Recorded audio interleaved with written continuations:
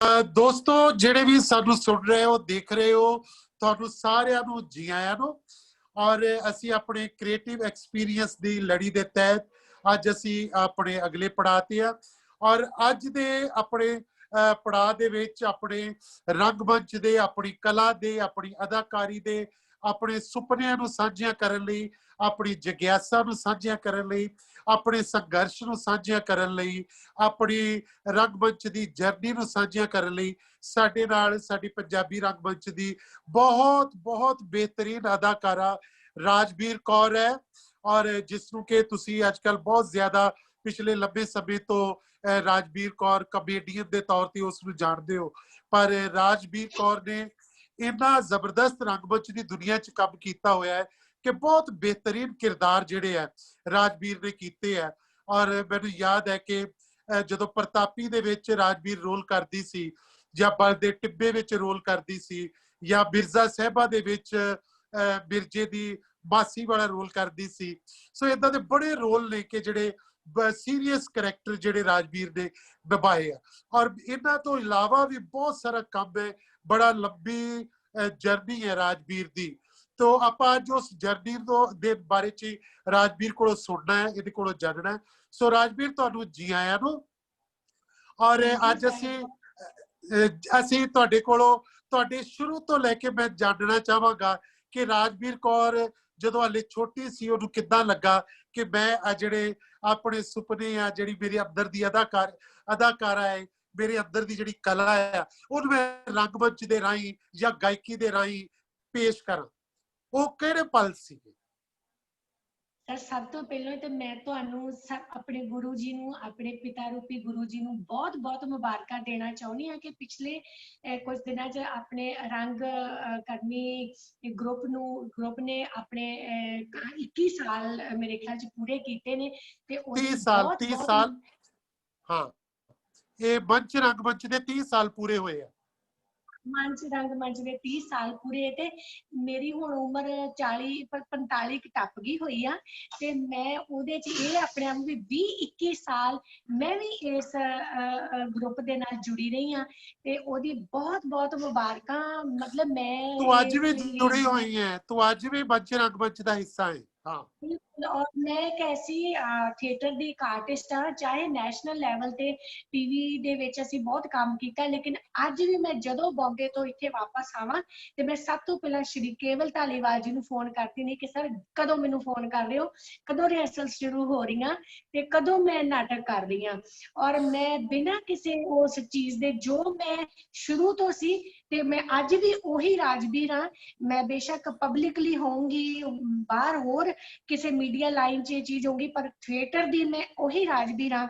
ਮੈਂ ਉਹੀ ਸ਼੍ਰੀ ਕੇਵਲ ਧਾਲੀਵਾਲ ਜੀ ਦੀ ਸਟੂਡੈਂਟ ਹਾਂ, ਉਹੀ ਕਮਲੀ ਹਾਂ, ਉਹੀ ਮੈਂ ਉਹ ਕਲਾਕਾਰ ਹਾਂ ਜਿਹਨੂੰ ਫੋਨ ਕਰਕੇ ਕਹਿੰਦੇ ਆ ਕਿ ਰਾਜਵੀਰ ਕਿੱਥੇ ਆ, 10 ਵਜੇ 11 ਵਜੇ ਪਹੁੰਚ ਜਾ ਉੱਥੇ। ਤੇ ਮੈਂ ਜਾ ਕੇ ਤੇ ਪਹਿਲਾਂ ਹੀ ਉਹ ਬਟਰਫਲਾਈ ਵਾਂਗੂ ਪੂਰੀ ਸਟੇਜ ਤੇ ਘੁੰਮਦੀ ਆ, ਬੜਾ ਅੱਛਾ ਲੱਗਦਾ। ਸੋ ਸਰ ਨੇ ਸ਼੍ਰੀ ਕੇਵਲ ਧਾਲੀਵਾਲ ਜੀ, sir thank you so much, ਬਹੁਤ ਬਹੁਤ ਤੁਹਾਡਾ ਧੰਨਵਾਦ ਕਿ ਮੈਨੂੰ ਅੱਜ ਫੇਰ ਰੂਬਰੂ ਕੀਤਾ। ਤੇ ਜਿੱਦਾਂ ਤੁਸੀਂ ਮੈਨੂੰ ਪੁੱਛਿਆ ਵੀ ਰਾਜਵੀਰ ਕਿਵੇਂ ਤੂੰ ਮਤਲਬ ਇਸ ਲਾਈਨ ਦੇ ਵਿੱਚ ਆਈ ਆ, ਤੇ ਸਰ ਮੈਂ ਨਾ ਬਚਪਨ ਦੇ ਵਿੱਚ ਹੀ ਆਪਣੇ ਪਿੰਡ ਦੀ, ਕਿਉਂਕਿ ਮੈਂ ਜੰਮਪਲ ਪਿੰਡ ਦੀ ਆ ਤੇ ਨਾਨਕੇ ਪਿੰਡ ਮੇਰਾ ਜਨਮ ਹੋਇਆ, ਤੇ ਉੱਥੇ ਨਾ ਉਸ ਟਾਈਮ ਦੇ ਉੱਤੇ ਬਿਲਕੁਲ ਜਦੋਂ ਕੋਈ ਮੀਡੀਆ, ਕੋਈ ਫੋਨ, ਕੋਈ ਟੀਵੀ ਨਹੀਂ ਸੀ ਹੁੰਦਾ ਤੇ ਉਦੋਂ ਸਾਡੇ ਸਕੂਲ ਦੇ ਵਿੱਚ ਕੁਝ ਸਾਡੇ ਟੀਚਰ ਹੁੰਦੇ ਸੀ ਤੇ ਇੱਕ ਬਾਲ ਸਭਾ ਨਾਂ ਦਾ ਇੱਕ ਸ਼ਨੀਵਾਰ ਦੇ ਦਿਨ ਬਾਲ ਸਭਾ ਲੱਗਦੀ ਹੁੰਦੀ ਸੀ, ਜਿਹਦੇ ਵਿੱਚ ਮੈਂ ਆਪਣੀਆਂ ਕੁਝ ਐਕਟੀਵਿਟੀਜ਼, ਕਹਾਣੀਆਂ ਸੁਣਾਉਣੀਆਂ। ਔਰ ਜਿਹੜੀ ਚੇਟਕ ਲੱਗੀ ਨਾ ਮਨ ਦੇ ਵਿੱਚ ਸਰ, ਉਹ ਚੇਟਕ ਲਈ ਮੇਰਾ ਕੋਈ ਗਾਈਡਰ ਨਹੀਂ ਸੀ, ਕੋਈ ਗੁਰੂ ਨਹੀਂ ਸੀ। ਜਿੱਦਾਂ ਪਿੰਡ ਦੇ ਵਿੱਚ ਆਪਣੀ ਨਾਨੀ ਨੂੰ ਵੇਖ ਕੇ, ਆਪਣੇ ਮੰਮੇ ਨੂੰ ਵੇਖ ਕੇ, ਆਪਣੇ ਪਿੰਡ ਦੇ ਕੰਮ ਕਰਨ ਵਾਲੇ ਨੂੰ ਵੇਖ ਕੇ ਨਾ ਮੈਂ ਰੀਸਾਂ ਲਾਉਣੀਆਂ ਸ਼ੁਰੂ ਕਰਤੀਆਂ, ਜੋ ਉਹ ਬੋਲਦੇ ਸੀ ਉਂਝ ਕਰਨਾ ਸ਼ੁਰੂ ਕਰ ਦਿੱਤਾ। ਮੇਰੇ ਮਾਮੀ ਜੀ ਹੁਣੀ ਜੋ ਐਕਟੀਵਿਟੀਜ਼ ਕਰਦੇ ਸੀ ਜਾਂ ਉਹ ਮੈਂ ਕਰਨਾ ਸ਼ੁਰੂ ਕਰਨਾ ਤੇ ਮੇਰੀ ਇੱਕ ਛੋਟੀ ਜਿਹੀ ਆਡੀਅנס ਬਣ ਗਈ। ਮੇਰੇ ਮਾਮਾ ਜੀ, ਮਾਮੀ ਜੀ, ਉਹਨਾਂ ਦੇ ਬੱਚੇ, ਕਿਉਂਕਿ ਮੈਂ ਨਾਨਕਿਆਂ ਦੀ ਜੰਮਪਲ ਆ, ਉੱਥੋਂ ਦੀ ਪੜ੍ਹ ਲਿਖਿਆ, ਮੇਰੀ ਤੇ ਮੇਰੀ ਜਨਮ ਭੂਮੀ ਉਹੀ ਆ, ਤੇ ਮੇਰੀ ਉਹ ਛੋਟੀ ਜਿਹੀ ਆਡੀਅנס ਬਣ ਗਈ। ਤੇ ਜਦੋਂ ਉਹ ਲੋਕ ਮੈਨੂੰ ਵੇਖ ਕੇ ਹੱਸਦੇ ਸੀ, ਮੈਨੂੰ ਐਪਰੀਸ਼ੀਏਟ ਕਰਦੇ ਸੀ, ਤੇ ਰੋਜ਼ ਸ਼ਾਮ ਨੂੰ ਜਦੋਂ ਸਾਰੇ ਖੇਤੀਬਾੜੀ ਤੋਂ ਕੰਮਾਂ ਤੋਂ ਵਿਹਲੇ ਹੋ ਕੇ ਸਾਰਿਆਂ ਨੇ ਇਕੱਠੇ ਹੋ ਕੇ ਆਉਣਾ ਤੇ ਕਹਿਣਾ ਚੱਲ ਰਾਜਵੀਰ ਸ਼ੁਰੂ ਹੋ ਜਾ, ਤੇ ਮੈਂ ਬਿਨਾਂ ਕਿਸੇ ਝਿਜਕ ਦੇ ਗਾਵਾਂ, ਕਿਉਂਕਿ ਸਾਡੇ ਮੱਝਾਂ ਸੀਗੀਆਂ, ਸਾਡੇ ਕੰਮ ਕਰਨ ਵਾਲਾ ਇੱਕ ਕਾਮਾ ਹੁੰਦਾ ਸੀ, ਉਹਦੀ ਮੈਂ ਐਕਟਿੰਗ ਕਰਨੀ ਤੇ ਨਾਨਾ ਜੀ ਕੀ ਬੋਲਦੇ ਆ, ਤੇ ਉਹ ਮੈਨੂੰ ਉਹ ਤਾੜੀ ਮਾਰਨੀ ਤੇ ਕਹਿਣਾ ਇਹ ਲੋਕ ਮੈਨੂੰ ਦੇਖ ਕੇ ਕਿੰਨਾ ਖੁਸ਼। ਔਰ ਮੈਨੂੰ ਉਦੋਂ ਐਕਟਿੰਗ ਦਾ ਕੋਈ ਇੱਲ ਕੋਕੋ ਵੀ ਨਹੀਂ ਸੀ ਪਤਾ ਕਿ ਮੈਂ ਐਕਟਿੰਗ ਕਰ ਰਹੀ ਹਾਂ। ਮੈਨੂੰ ਕੋਈ ਨਹੀਂ ਸੀ ਕਹਿੰਦਾ ਹੁੰਦਾ ਕਿ ਰਾਜਵੀਰ ਇਹ ਤੂੰ ਐਕਟਿੰਗ ਕਰ ਰਹੀ ਆ, ਬਸ ਉਹ ਖੁਸ਼ ਹੁੰਦੇ ਸੀਗੇ ਕਿ ਤੂੰ ਬਹੁਤ ਵਧੀਆ ਸਾਰਾ ਜੇ ਪੂਰਾ ਘਰ ਦਾ ਮਾਹੌਲ ਜਿਹੜਾ ਵਾ ਉਹ ਆਪਣੀ ਕਰਕੇ ਆਪਣੇ ਕਲਾਵਾਂ ਨਾਲ, ਜਦ ਮੈਂ ਅੱਜ ਉਹ ਸ਼ਬਦ ਕਲਾਵਾਂ ਬੋਲਦੀ ਹਾਂ, ਉਸ ਟਾਈਮ ਤੇ ਕੋਈ ਨਹੀਂ ਸੀ ਇੰਝ ਬੋਲਦਾ ਹੁੰਦਾ। ਤੇ ਫਿਰ ਹੌਲੀ ਹੌਲੀ ਸਰ ਜਿਹੜੀ ਜ਼ਿੰਦਗੀ ਦੇ ਵਿੱਚ ਜਿਹੜਾ ਯੂ ਟਰਨ ਆਇਆ ਨਾ ਐਕਟਿੰਗ ਨੂੰ ਲੈ ਕੇ, ਥੀਏਟਰ ਨੂੰ ਲੈ ਕੇ, ਜਿੱਥੋਂ ਮੈਂ ਰਾਜਵੀਰ ਇੱਕ ਕਲਾਕਾਰ ਕਹਿਲਾਈ ਆ, ਉਹ ਮੇਰਾ ਅੰਮ੍ਰਿਤਸਰ ਚ ਆ ਕੇ ਜਿੱਦਾਂ ਸ਼੍ਰੀ ਕੇਵਲ ਧਾਲੀਵਾਲ ਜੀ, ਤੁਹਾਨੂੰ ਤੇ ਸਰ ਮੈਂ ਬਿਲਕੁਲ ਨਹੀਂ ਭੁੱਲ ਸਕਦੀ। ਉਹ ਪਹਿਲਾਂ ਤੁਹਾਡਾ ਕਾਲ ਆਉਣਾ ਕਿ ਰਾਜਵੀਰ ਏਦਾਂ ਏਦਾਂ, ਕਿਉਂਕਿ ਸਾਨੂੰ ਉਦੋਂ ਪਤਾ ਲੱਗਿਆ ਸੀ, ਕਿਉਂਕਿ ਤੁਸੀਂ ਯੂਥ ਫੈਸਟੀਵਲਸ ਦੇ ਵਿੱਚ ਕਰਾਉਂਦੇ ਹੁੰਦੇ ਸੀਗੇ ਤੇ ਬੜਾ ਨਾਮ ਸੀ ਤੁਹਾਡਾ। ਤੇ ਉਹ ਜਦੋਂ ਮੈਨੂੰ ਇੱਕ ਮੌਕਾ ਮਿਲਿਆ ਨਾਟਕ ਕਰਨ ਦਾ, ਤੁਹਾਡੇ ਨਾਲ ਮਿਰਜ਼ਾ ਸਾਹਿਬਾ ਨਾਟਕ ਸੀ, ਫਿਰ ਉਹ ਯਾਤਰਾ ਚੱਲਦੀ ਗਈ। ਤੇ ਉਦੋਂ ਲਾਈਫ ਦਾ ਇੱਕ ਯੂ ਟਰਨ ਇੱਥੇ ਅੰਮ੍ਰਿਤਸਰ ਚ ਆ ਕੇ ਸ਼ੁਰੂ ਹੋਇਆ। ਅਦਰਵਾਈਜ਼ ਉੱਥੇ ਸਕੂਲ ਤੋਂ ਬਾਅਦ ਕਾਲਜ, ਤੇ ਕਾਲਜ ਦੇ ਵਿੱਚ ਯੂਥ ਫੈਸਟੀਵਲ ਹੁੰਦੇ, ਉਹ ਸਾਨੂੰ ਲੱਗਦਾ ਸੀ ਕਿ ਉਹ ਸਾਡੀ ਇੱਕ ਕਾਲਜ ਦੀ ਐਕਟੀਵਿਟੀ ਆ। ਪਰ ਅਗਰ ਇੱਕ ਰਾਜਵੀਰ ਨੂੰ ਇੱਕ ਕਲਾਕਾਰ ਦੇ ਨਾਮ ਤੇ ਜਾਣਿਆ ਜਾਂਦਾ, ਇੱਕ ਥੀਏਟਰ ਦੀ ਆਰਟਿਸਟ ਦੇ ਤੌਰ ਤੇ ਜਾਣਿਆ ਜਾਂਦਾ, ਤੇ ਉਹ ਇਹ ਰੰਗਕਰਮੀ ਰੰਗਮੰਚ ਨੇ ਹੀ ਮੈਨੂੰ ਉਹ ਕਲਾਕਾਰ ਬਣਾਇਆ ਆ, ਸ਼੍ਰੀ ਕੇਵਲ ਧਾਲੀਵਾਲ ਜੀ ਨੇ ਬਣਾਇਆ ਆ, ਹੋਰ ਵੀ। ਕਿਉਂਕਿ ਅੰਮ੍ਰਿਤਸਰ ਜਿਹੜਾ ਆ ਵੀ ਦੇਖੋ, ਸ਼੍ਰੀ ਆਪਾਂ ਜਲਦੀ ਅੰਮ੍ਰਿਤਸਰ ਦੀ ਹੱਦ ਟੱਪਦੇ ਆ ਜਾਂ ਆਉਨੇ ਆ, ਤੇ ਨਾਟਕਾਂ ਦੀ ਅਗਰ ਗੱਲ ਕੀਤੀ ਜਾਂ ਕਲਾਕਾਰਾਂ ਦੀ ਗੱਲ ਕੀਤੀ ਜਾਵੇ ਤੇ ਸਭ ਤੋਂ ਸਰਵਪ੍ਰਥਮ ਸ਼੍ਰੀ ਕੇਵਲ ਧਾਲੀਵਾਲ ਜੀ ਦਾ ਹੀ ਨਾਮ ਆਉਂਦਾ ਕਿ ਇਹ ਉਹਨਾਂ ਦੇ ਸਟੂਡੈਂਟ ਨੇ, ਉਹਨਾਂ ਦੇ ਬੱਚੇ ਨੇ, ਉਹਨਾਂ ਦੇ ਗਰੁੱਪ ਦੇ ਬੰਦੇ ਨੇ। ਤੇ ਬੜੀ ਖੁਸ਼ੀ ਹੁੰਦੀ ਆਪਣੇ ਉਹਨਾਂ ਬਹੁਤ ਸੀਨੀਅਰ ਕਲਾਕਾਰਾਂ ਦਾ ਨਾਮ ਲੈ ਕੇ, ਸ਼੍ਰੀ ਅਨੀਤਾ ਦੇਵਗਨ ਜੀ, ਹਰਦੀਪ ਗਿੱਲ ਜੀ, ਫਿਰ ਆਪਣੇ ਮੰਨਤ ਹੈ ਆਪਣੀ ਸੁਖੀ ਪਵਾਰ, ਉਹਨਾਂ ਦੇ ਨਾਲ ਮੈਂ ਕੰਮ ਕੀਤਾ। ਪਵੇਲ ਸੰਧੂ ਜੀ ਬਹੁਤ ਸੀਨੀਅਰ ਐਕਟਰ ਨੇ, ਮੈਂ ਉਹਨਾਂ ਦੀ ਡਾਇਰੈਕਸ਼ਨ 'ਚ ਵੀ ਕੰਮ ਕੀਤਾ। ਬਹੁਤ ਸਾਰਾ ਰਾਜਵੀਰ ਨੂੰ ਬਣਾਉਣ ਵਾਲੇ ਸਰ ਤੁਸੀਂ ਆ। ਮੈਨੂੰ ਬੇਸ਼ੱਕ ਜਨਮ ਮੇਰੇ ਮਾਤਾ ਪਿਤਾ ਨੇ ਦਿੱਤਾ ਆ, ਪਰ ਮੇਰੇ ਕਰਮ ਜਿਹੜੇ ਨੇ ਮੇਰੇ ਬਣਾਉਣ ਵਾਲੇ, ਉਹ ਤੁਸੀਂ ਸਾਰੇ ਹੋ ਸਰ। ਮੈਨੂੰ ਬਹੁਤ ਚੰਗਾ ਲੱਗ ਰਿਹਾ ਸਰ, ਅੱਜ ਬੜੇ ਬਿਲਕੁਲ ਨਹੀਂ, ਇਹ ਰਾਜਵੀਰ ਤੁਹਾਡੀ ਆਪਣੀ ਬੇਟਾ ਬਹੁਤ ਮਿਹਨਤ ਹੈ। ਮੈਂ ਰਾਜਵੀਰ ਨੂੰ ਬਹੁਤ ਮਿਹਨਤ ਕਰਦਿਆਂ ਵੀ ਵੇਖਿਆ ਵਾ ਕਿ ਰਾਜਵੀਰ ਕਿਸੇ ਵੀ ਹਾਲਤ 'ਚ ਹੁੰਦੀ ਸੀ, ਭੱਜੀ ਪਾਉਂਦੀ ਸੀ ਰਿਹਰਸਲ ਦੇ ਵਿੱਚ, ਔਰ ਕਿਸ ਤਰ੍ਹਾਂ ਕਾਲਜ ਤੋਂ ਟਾਈਮ ਕੱਢਣਾ, ਘਰੋਂ ਟਾਈਮ ਕਿਵੇਂ ਘਰਦਿਆਂ ਨੂੰ ਕਹਿ ਕੇ ਆਉਣਾ ਵੀ ਮੈਂ ਰਿਹਰਸਲ ਤੇ ਚੱਲੀ ਆ। ਔਰ ਤੁਹਾਡੀ ਬੜੀ ਅੱਛੀ ਜੋੜੀ ਸੀ ਮੰਨਤ ਦੀ ਤੇ ਰਾਜਵੀਰ, ਦੋਵੇਂ ਬਹੁਤ ਪੱਕੀਆਂ ਸਹੇਲੀਆਂ ਸ਼ੁਰੂ ਤੋਂ ਰਹੀਆਂ, ਔਰ ਤੁਸੀਂ ਦੋਵਾਂ ਨੇ ਬਹੁਤ ਇਕੱਠੀਆਂ ਨੇ ਕੰਮ ਕੀਤਾ ਬਹੁਤ ਲੰਬਾ ਸਮਾਂ, ਔਰ ਬਹੁਤ ਸਾਰੇ ਨਿਰਦੇਸ਼ਕਾਂ ਨਾਲ ਰਾਜਵੀਰ ਤੁਸੀਂ ਵੱਖਰਾ ਵੱਖਰਾ ਕੰਮ ਕੀਤਾ ਹੈ ਨਾ, ਤੁਹਾਡੇ ਬੜੇ ਹੀ। ਤੇ ਜਦੋਂ ਸ਼ੁਰੂ ਵਿੱਚ ਤੁਸੀਂ ਆਉਂਦੇ ਸੀ ਨਾਟਕਾਂ ਦੇ ਵਿੱਚ ਮੇਰੇ ਨਾਲ ਜਾਂ ਦੂਜੇ ਡਾਇਰੈਕਟਰਾਂ ਨਾਲ ਥੀਏਟਰ ਕਰਨ ਵਾਸਤੇ, ਤਾਂ ਉਸ ਵੇਲੇ ਤੁਹਾਡੇ ਪੇਰੈਂਟਸ ਤੁਹਾਡਾ ਫਿਰ ਸਾਥ ਦਿੰਦੇ ਸੀ, ਕਦੀ ਰੋਕਦੇ ਨਹੀਂ ਸੀ ਤੁਹਾਨੂੰ, ਤਾਂ ਹੀ ਇੰਨਾ ਕੰਮ ਕਰ ਸਕੇ ਤੁਸੀਂ, ਹੈ ਨਾ? ਹਾਂਜੀ, ਨਹੀਂ ਸਰ, ਐਕਚੁਅਲੀ ਕੀ ਆ, ਦੇਖੋ ਮੈਨੂੰ ਇੱਕ ਨਾ ਹਰ ਪਰਸਨ ਦੀ ਨਾ ਇੱਕ ਇੰਡੀਵਿਜੂਅਲਿਟੀ ਹੁੰਦੀ ਆ। ਬੇਸ਼ੱਕ ਉਹਨੂੰ ਮਾਤਾ ਪਿਤਾ ਜਨਮ ਦਿੰਦੇ ਨੇ, ਸਕੂਲ 'ਚ ਗਾਂ ਟੀਚਰਸ ਵੀ ਹੁੰਦੇ ਨੇ, ਫਿਰ ਉਹਦਾ ਇੱਕ ਸੁਸਾਇਟੀ ਸਰਕਲ ਵੀ ਹੁੰਦਾ, ਤੇ ਕਦੀ ਵੀ ਸਾਨੂੰ ਇੱਕ ਜਿਹੜਾ ਕਮਿਊਨਿਟੀ ਆ, ਮਾਤਾ ਪਿਤਾ, ਸਮਾਜ, ਸਭ ਤੋਂ ਪਹਿਲਾਂ ਸਮਾਜ ਸਾਡੇ ਮਾਤਾ ਪਿਤਾ ਹੁੰਦੇ ਆ, ਸਾਡਾ ਪਰਿਵਾਰ ਹੁੰਦਾ। ਉਸ ਤੋਂ ਬਾਅਦ ਸਾਡਾ ਸਕੂਲ, ਕਾਲਜ, ਸਿੱਖਿਆ ਜਿਸ ਮੰਚ ਅਸੀਂ ਜਾਂਦੇ ਹਾਂ ਸਿੱਖਿਆ ਲੈਣ ਵਾਸਤੇ, ਉਹ ਇੱਕ ਤੁਹਾਡੀ ਆਮ ਸੁਸਾਇਟੀ ਜਦੋਂ ਤੁਸੀਂ ਵਿਚਰਦੇ ਹੋ। ਇਹਨਾਂ ਦੇ ਆਪਣੇ ਇੱਕ ਅਲੱਗ ਅਲੱਗ ਥਾਟਸ ਹੁੰਦੇ ਨੇ, ਇਹਨਾਂ ਦੇ ਆਪਣੇ ਅਲੱਗ ਅਲੱਗ ਮਾਨਿਅਤਾਵਾਂ ਹੁੰਦੀਆਂ ਹੁੰਦੀਆਂ ਨੇ, ਲੇਕਿਨ ਇੱਕ ਆਪਣੇ ਪਰਸਨ ਦੀ ਇੱਕ ਇੰਡੀਵਿਜੂਅਲਿਟੀ ਵੀ ਹੁੰਦੀ ਆ ਕਿ ਜਿਵੇਂ ਤੁਸੀਂ ਮੈਨੂੰ ਸਵਾਲ ਕੀਤਾ ਵੀ ਕੀ ਤੁਹਾਡੇ ਮਾਤਾ ਪਿਤਾ ਦਾ ਸਾਥ ਰਿਹਾ, ਤੇ ਸਰ ਮੇਰੀ ਇੰਡੀਵਿਜੂਅਲਿਟੀ ਮੈਨੂੰ ਇਹ ਮੈਂ ਸਿੱਖਿਆ ਆਪਣੇ ਇੰਡੀਵਿਜੂਅਲ ਨੇਚਰ ਤੋਂ, ਇਹ ਸਿੱਖਿਆ ਵੀ ਓਨੈਸਟੀ ਜਿਹੜੀ ਆ ਨਾ, ਸੱਚ ਬੋਲਣਾ ਜਿਹੜਾ ਇੱਕ ਬਹੁਤ ਵੱਡੀ ਇਹ ਗੱਲ ਆ। ਲੇਕਿਨ ਇਹਦੇ ਚ ਮੈਂ ਸੱਚ ਇਹ ਗੱਲ ਕਹਿੰਦੀ ਆ ਕਿ ਬਹੁਤ ਸਾਰੀਆਂ ਅਸੀਂ, ਮੈਂ ਹੀ ਇਕੱਲੀ ਨਹੀਂ, ਮੈਂ ਬਲਕਿ ਇਹ ਗੱਲ ਕਹਿਣਾ ਚਾਹਾਂਗੀ ਕਿ ਜਿਸ ਸਮੇਂ ਤੋਂ ਅਸੀਂ ਥੀਏਟਰ ਕਰਨਾ ਸ਼ੁਰੂ ਕੀਤਾ ਸੀ ਨਾ, ਉਸ ਸਮੇਂ ਤੇ ਮਾਤਾ ਪਿਤਾ ਦਾ ਇੰਨਾ ਜ਼ਿਆਦਾ ਸਾਨੂੰ ਸਾਥ ਨਹੀਂ ਮਿਲਿਆ, ਨਹੀਂ ਸੀ, ਬਿਲਕੁਲ ਕਿਉਂਕਿ ਬਿਲਕੁਲ। ਬਿਲਕੁਲ ਨਹੀਂ ਮਿਲਿਆ ਹਾਂ, ਸਾਥ, ਹਾਂ, ਕਿਉਂਕਿ ਉਹਨਾਂ ਦੀ ਬੈਕਗ੍ਰਾਉਂਡ ਹੀ ਨਹੀਂ ਸੀ ਹੁੰਦੀ ਉਸ ਟਾਈਮ ਦੇ ਤੇ। ਈਵਨ ਸਾਨੂੰ ਵੀ ਅਸੀਂ ਜਦੋਂ ਜੋ ਇਸ ਆਧੁਨਿਕ ਜ਼ਮਾਨੇ 'ਚ ਅਸੀਂ ਵਧੇ ਆ, ਤੇ ਮਾਤਾ ਪਿਤਾ ਦਾ ਸਾਨੂੰ ਬਹੁਤਾ ਸਾਥ ਨਹੀਂ ਮਿਲਿਆ। ਹਾਂ, ਸਾਡੇ ਉਸਤਾਦਾਂ ਦਾ, ਗੁਰੂਆਂ ਦਾ, ਸਾਡੇ ਟੀਚਰਸ ਦੀ ਸਾਡੀ ਹੱਲਾਸ਼ੇਰੀ, ਤੇ ਅਸੀਂ ਬਹੁਤ ਲੇਕਿਨ ਅਸੀਂ ਜਦੋਂ ਵੀ ਉਸ ਆਪਣੇ ਡਾਇਰੈਕਟਰ ਦੀਆਂ ਨਜ਼ਰਾਂ ਦੇ ਅੱਗੇ ਆ ਜਾਂਦੇ ਸੀ, ਅਸੀਂ ਤਾਂ ਬਹੁਤ ਪ੍ਰੋਟੈਕਟਡ ਕਰਦੇ ਸੀ ਵੀ ਅਸੀਂ ਆਪਣੇ ਅਸਲੀ ਦਾਇਰੇ 'ਚ ਆ ਗਏ ਆ। ਈਵਨ ਸਾਨੂੰ ਘਰਦਿਆਂ ਤੋਂ ਡਰ ਜ਼ਰੂਰ ਲੱਗਦਾ ਹੁੰਦਾ ਸੀਗਾ ਵੀ ਹਾਏ ਅਸੀਂ ਘਰ ਜਾਣਾ ਆ, ਤੇ ਸਾਨੂੰ ਮਤਲਬ ਉਹ ਚੀਜ਼ਾਂ, ਕਿਉਂਕਿ ਵੇਖੋ ਮੈਂ ਉਹੀ ਫੇਰ ਸਰ ਤੁਹਾਨੂੰ ਇਹ ਗੱਲ ਕਹਿ ਰਹੀ ਹਾਂ ਕਿ ਇੰਡੀਵਿਜੂਅਲ ਤੌਰ ਦੇ ਉੱਤੇ ਪੇਰੈਂਟਸ ਕੀ ਸੋਚਦੇ ਆ, ਸਮਾਜ ਕੀ ਸੋਚਦਾ ਆ, ਸਾਡੇ ਵਾਤਾਵਰਨ, ਬਿਲਕੁਲ ਬਿਲਕੁਲ। ਉਹ ਜਦੋਂ ਸਿੱਖਿਆ ਆ ਦੇਖਿਆ, ਤੇ ਮੈਂ ਓਨੈਸਟਲੀ ਕਹਾਂਗੀ ਕਿ ਮੇਰੇ ਪੇਰੈਂਟਸ ਦਾ ਮੈਨੂੰ ਕੋਈ ਸਾਥ ਨਹੀਂ ਰਿਹਾ। ਇਨਫੈਕਟ ਜੇ ਅੱਜ ਵੀ ਜਿਵੇਂ, ਕਿਉਂਕਿ ਮੈਂ ਹੁਣ ਮੈਰਿਡ ਆ, ਮੇਰੇ ਬੱਚੇ ਨੇ 2,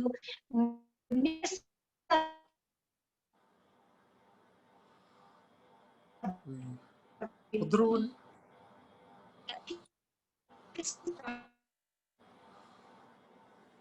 ਉਹਨਾਂ ਨੇ ਬਹੁਤ appreciate ਕੀਤਾ, ਮੇਰੇ ਫਾਦਰ ਇਨ ਲਾ ਨੇ ਜਿਹੜੀ ਆ ਨਾ ਸਾਡੇ ਪਤਾ ਹੁੰਦਾ, ਮੈਨੂੰ ਇੰਨੀ ਗੱਲ ਕਹੀ ਕਿ ਤੂੰ ਆਪਣੀ ਜ਼ਿੰਦਗੀ ਦੇ ਵਿੱਚ ਆਪਣੇ ਇਸ ਫੀਲਡ ਨੂੰ ਨਹੀਂ ਛੱਡਣਾ, ਤੇ ਉਹ ਉਹਨਾਂ ਦਾ ਵੀ ਮੈਨੂੰ ਸਾਥ ਰਿਹਾ ਸਰ। ਮੈਂ ਬਿਲਕੁਲ ਬਿਲकुल ਮੈਨੂੰ ਮੇਰੇ ਸਾਥਾਂ ਦਾ ਹਾਂ ਸਾਥ ਬਹੁਤ।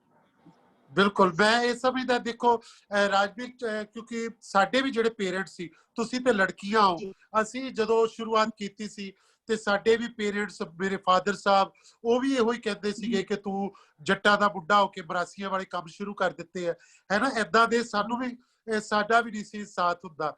ਪਰ ਫਿਰ ਹੌਲੀ ਹੌਲੀ ਤੁਸੀਂ ਜਦੋਂ ਕੁਝ ਅਚੀਵ ਕਰਦੇ ਹੋ, ਕੁਝ ਕਰਕੇ ਦੱਸਦੇ ਹੋ, ਫਿਰ ਪੇਰੈਂਟਸ ਵੀ ਖੁਸ਼ ਹੁੰਦੇ ਆ।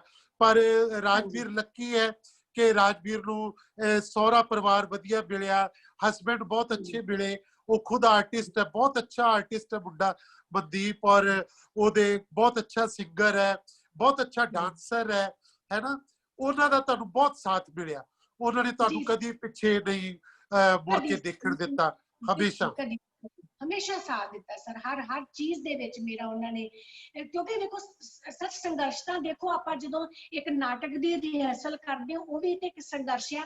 ਤੁਸੀਂ ਸਾਨੂੰ ਸੰਘਰਸ਼ ਕਰਨਾ ਸਿਖਾਇਆ, ਕਿਵੇਂ ਸਟੇਜ ਤੇ ਖਲੋਣਾ, ਤੁਸੀਂ ਬੰਦੇ ਦੀ ਨਾਰਮਲ ਭਾਸ਼ਾ, ਨਾਰਮਲ ਵੌਇਸ, ਉਹ ਸੰਘਰਸ਼ ਕਰਨਾ, ਉਸ ਆਵਾਜ਼ ਦੇ ਨਾਲ ਸੰਘਰਸ਼ ਕਰਨਾ, ਤੁਸੀਂ ਸਾਨੂੰ ਸਟੇਜ ਤੇ ਕਿਵੇਂ ਤੁਸੀਂ ਆਪਣਾ ਮੈਸੇਜ ਦੇ, ਕਿਵੇਂ ਤੁਸੀਂ ਆਪਣੀ ਚੀਜ਼ ਦੇ, ਉਹ ਇੱਕ ਸਕ੍ਰਿਪਟ ਨੂੰ ਪੜ੍ਹਨਾ ਵੀ ਇੱਕ ਬਹੁਤ ਵੱਡਾ ਸੰਘਰਸ਼ ਹੈ।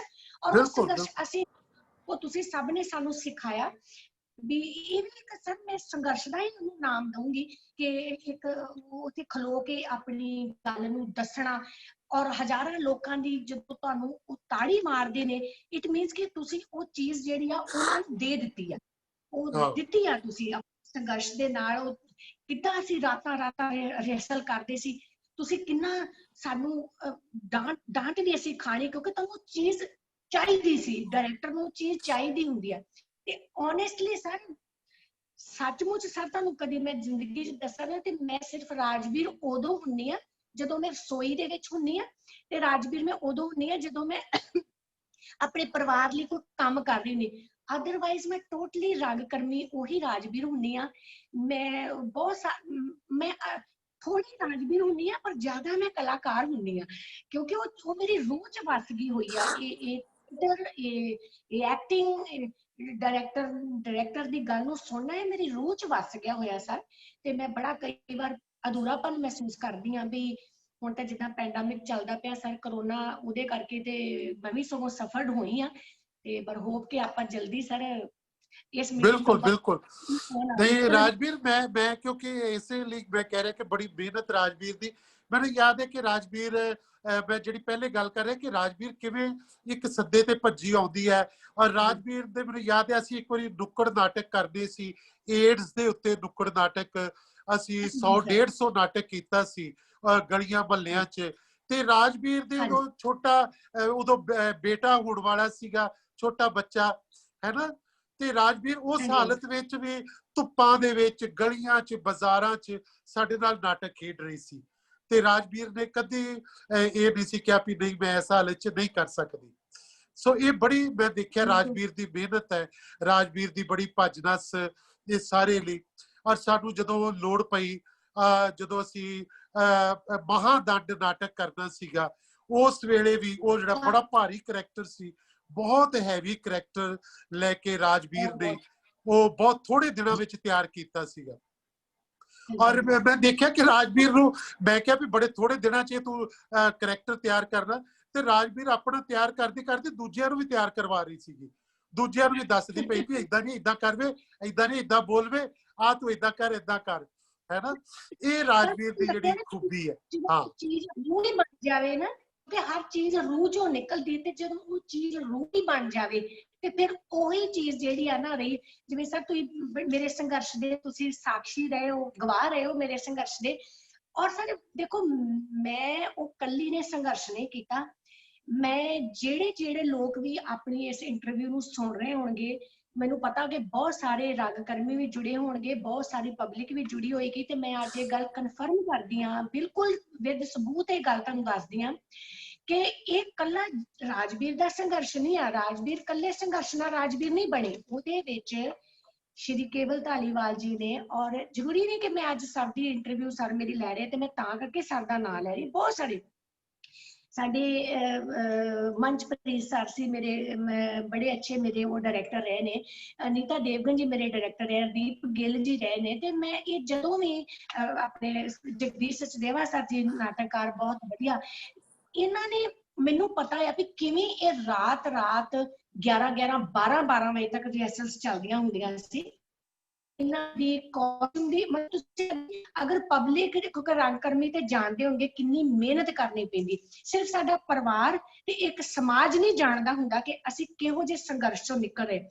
ਹਾਂ ਬਿਲਕੁਲ ਠੀਕ ਹੈ ਕਿ ਉਸ ਟਾਈਮ ਤੇ ਮੇਰਾ ਬੇਟਾ ਹੋਇਆ ਸੀ, ਔਰ ਬੇਟੀ ਮੇਰੀ ਜਿਹੜੀ ਸੀ ਉਹ ਮੇਰੇ ਅਜੇ ਪੇਟ 'ਚ ਸੀ ਕਿ ਉਹ ਪ੍ਰੈਗਨੈਂਟ ਸਾਂ ਮੈਂ, ਤੇ ਮੈਨੂੰ ਆਵਾਜ਼ ਦਿੱਤੀ ਸੀ ਤੇ ਅਸੀਂ ਧੁੱਪ ਦੇ ਵਿੱਚ ਮੇਰੀ, ਕਿਉਂਕਿ ਮੈਂ ਕਿਹਾ ਕਿ ਮੈਂ ਪਿੰਡ ਦੀ ਚੰਪਾ ਆ ਤੇ ਮੇਰੀ ਕਾਠੀ ਬੜੀ ਮਜ਼ਬੂਤ ਸੀ। ਮੈਨੂੰ ਮੇਰੇ ਡਾਇਰੈਕਟਰਸ ਨੇ, ਮੇਰੇ ਗੁਰੂਆਂ ਨੇ, ਮੇਰੇ ਟੀਚਰਸ ਨੇ ਮੈਨੂੰ ਉਸ ਸੰਘਰਸ਼ ਕਰਨ ਦੀ ਹਿੰਮਤ ਦਿੱਤੀ। ਕਿਉਂਕਿ ਮੈਂ ਫਿਰ ਓਨੈਸਟਲੀ ਕਹਿੰਦੀ ਆ ਕਿ ਹਾਲਾਂਕਿ ਕਿਹਾ ਜਾਂਦਾ ਕਿ ਪਰਿਵਾਰ ਹੀ ਤੁਹਾਡੀ ਮਜ਼ਬੂਤੀ ਹੁੰਦਾ ਹੈ, ਮੇਰਾ ਪਰਿਵਾਰ ਮੇਰੇ ਨਾਲ ਕਦੇ ਵੀ ਮਜ਼ਬੂਤੀ ਨਾਲ ਨਹੀਂ ਖੜਿਆ। ਕਿਉਂਕਿ ਜੇ ਅੱਜ ਸ਼ਾਇਦ ਮੇਰਾ ਪਰਿਵਾਰ ਮੇਰੇ ਨਾਲ ਮਜ਼ਬੂਤੀ ਨਾਲ ਖੜਾ ਹੁੰਦਾ ਤੇ ਸ਼ਾਇਦ ਮੇਰੀ ਜ਼ਿੰਦਗੀ ਦੇ ਵਿੱਚ ਕੁਝ ਬਹੁਤ ਸਾਰੀਆਂ ਐਸੀਆਂ ਚੀਜ਼ਾਂ ਛੁੱਟ ਗਈਆਂ ਆ ਜਿਹੜੀਆਂ ਮੈਂ ਹਾਸਲ ਕਰਨਾ ਚਾਹੁੰਦੀ ਸੀ ਪਰ ਉਹ ਨਹੀਂ ਮਿਲੀਆਂ।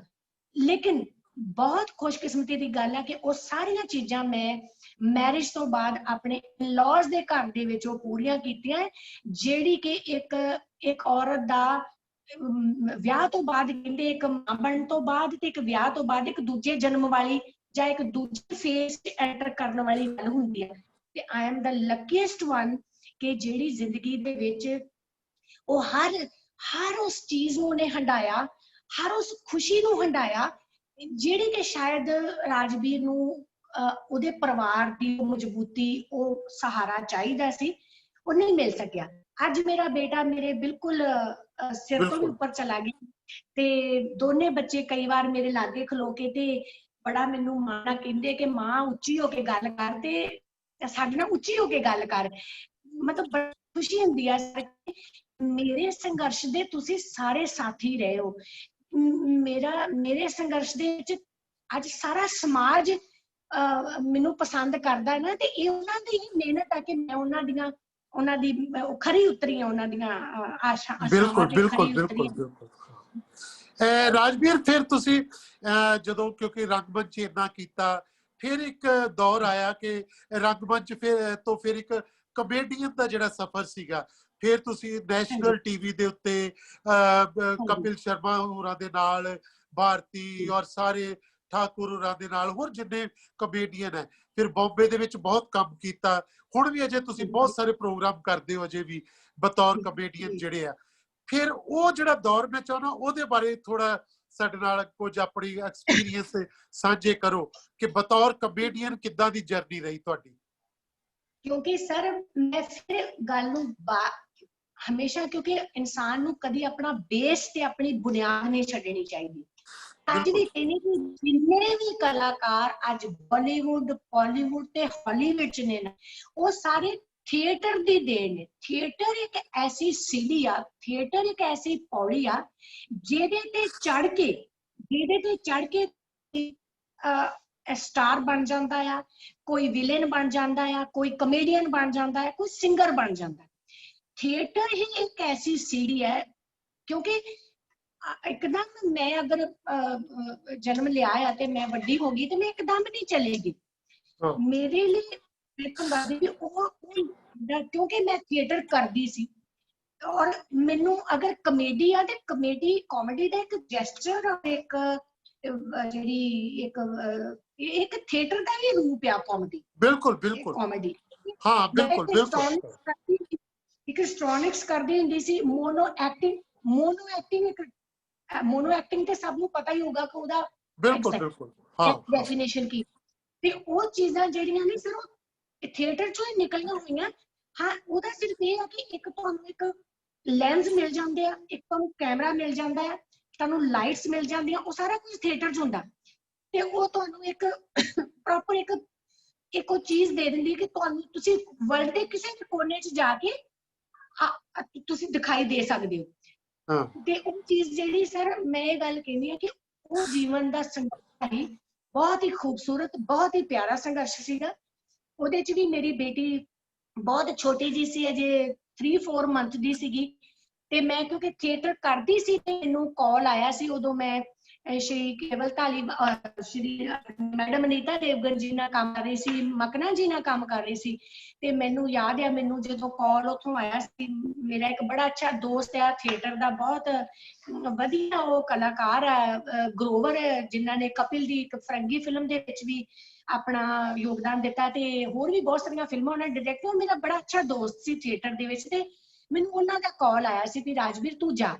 ਤੇ ਜਿਵੇਂ ਜਿਵੇਂ ਮੇਰੀ ਗੱਲ, ਕਿਉਂਕਿ ਭਾਰਤੀ ਵੀ ਸਾਡੇ ਅੰਮ੍ਰਿਤਸਰ ਦੀ ਸਾਡੇ ਨਾਲ ਆਪਣੇ ਨਾਲ ਹੀ ਥੀਏਟਰ ਕਰਦੀ ਸੀ, ਤੇ ਇਹ ਸਾਰੇ ਕਲਾਕਾਰ ਜਿਹੜੇ ਆ ਇਹ ਇੱਥੋਂ ਹੀ ਇਸ ਮੰਜ਼ਿਲ ਤੋਂ ਹੀ ਇਸ ਪੌੜੀ ਤੋਂ ਚੱਕ ਕੇ ਉੱਥੇ ਗਏ ਆ।